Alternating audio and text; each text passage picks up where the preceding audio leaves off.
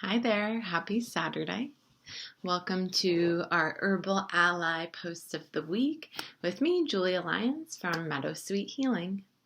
So, I'm really excited about this Herbal Ally because I'm starting to get into the plants that are coming up. So, my hope is that every week I will present to you a plant that, if you're in the Colorado area at least, that you can learn about and then go and see it in real life. So this week we have one of the first plants that comes up in spring, and this guy is poison hemlock. That's right, there's a lot of different ways that we can work and ally with plants besides taking them internally. So this one is poisonous, that's why it's called poison hemlock. Beautiful. And I'll talk about some different ways that you can work with plants. So, I wanted to just start off with a little Colorado story about poison hemlock. It is sad, but it's a beautiful lesson. So, back maybe 25 years ago, there was a Boy Scout troop who raised money to go on a camping trip. And they were on this camping trip and they were making a big stew for dinner. And they were in the woods, and the leader of their troop thought that he found wild parsley. Well, unfortunately, it wasn't wild parsley. It ended up being poison hemlock. And part of the way that poison hemlock, that the poison is extracted, is when it's cooked. So they added this hemlock to their stew, and it cooked, and then everyone ate their stew for dinner. Now, everyone except one boy who wasn't feeling well, so he skipped dinner that night. And unfortunately, the next morning he woke up and was the only one that woke up. Everyone else in the troop, including the leader, facilitator, passed away in their sleep because they all were poisoned by this plant. So it's a very sad story. The boy was the only one there. He had to go out on his own and find help. But that boy now is an adult, and his whole life is dedicated to plant identification and educating others on identifying plants and wild plants and how to work with them, things like that. So, anyways, moving on. It's a hard story, but it's very real. We can be close to the plants, but we need to really make sure that we know what we're working with. So, you can see what the leaves look like. But the two identifying factors that I look for, well, I always look for the smell. Which you guys can't smell, but if you find some, maybe you can smell it. But the two that I look for is hollow stems. Let me try and get the angle right. Hollow stem. And it's a little hard to see, but there's a little bit of purple down where the stem meets the earth. So those two factors are very good tools for identifying this plant. I just love it. So poison hemlock is a great ally for giving death, not just literally, but energetically, spiritually, emotionally. So it's a really great ally to work with if you're trying to let go of things, if you're trying to, heal and give death to certain parts of yourself. Maybe you have habits that have been with you for a while and you're really just ready to move on and let go. And the list goes on, but things like that where you're giving death to a part of yourself so that you can change and grow and heal.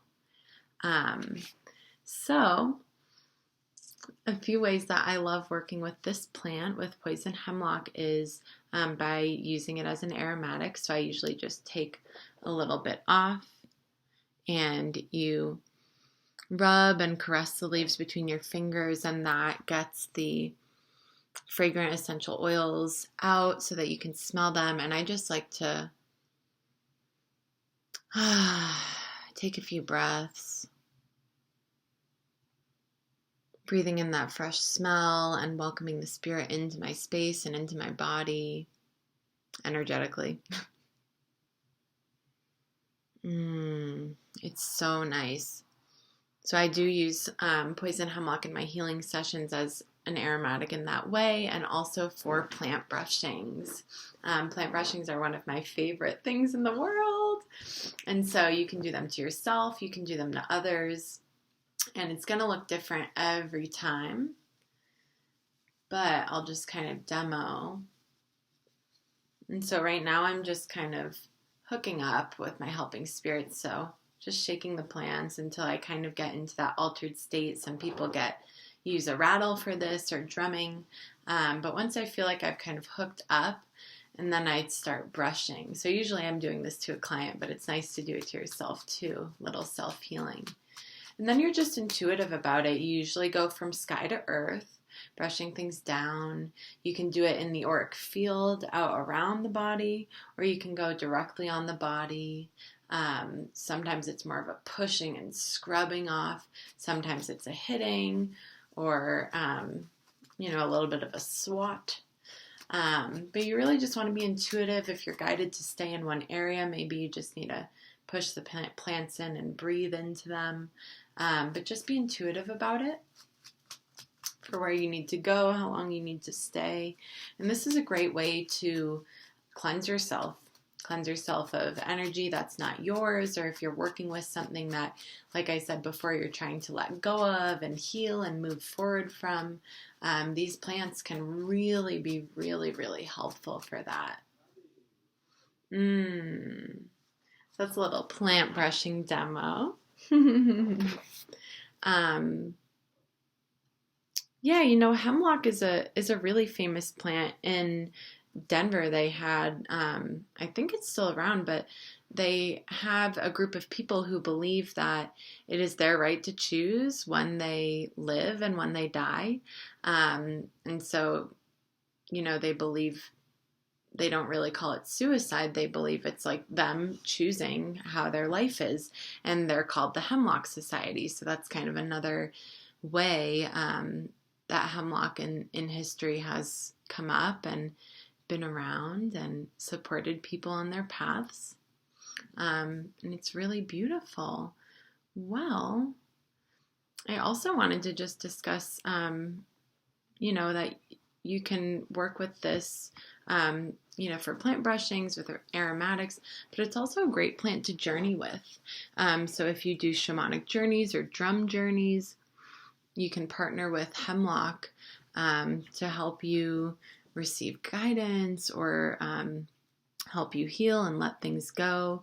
And you can connect with the plant by placing it on your altar and intending that you're journeying to the spirit of the plant to find out information or get guidance or healing. You can also do dreamtime work with hemlock. When I do dreamtime work, I usually put a piece either under my pillow or next to my bed.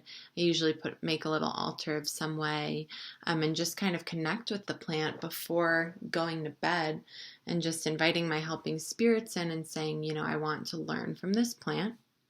Come into my dreamtime space, come and help me however I need, and teach me some of your wisdom.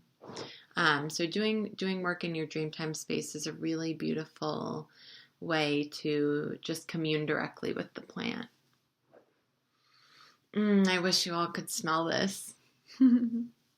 Well, that is our Herbal Ally of the Week. If you have any questions or comments or any plants that you're hoping to learn about, just please comment below or reach out to me. I love sharing this with you, so I hope that you reach out if any questions arise. Thank you. Have a great weekend.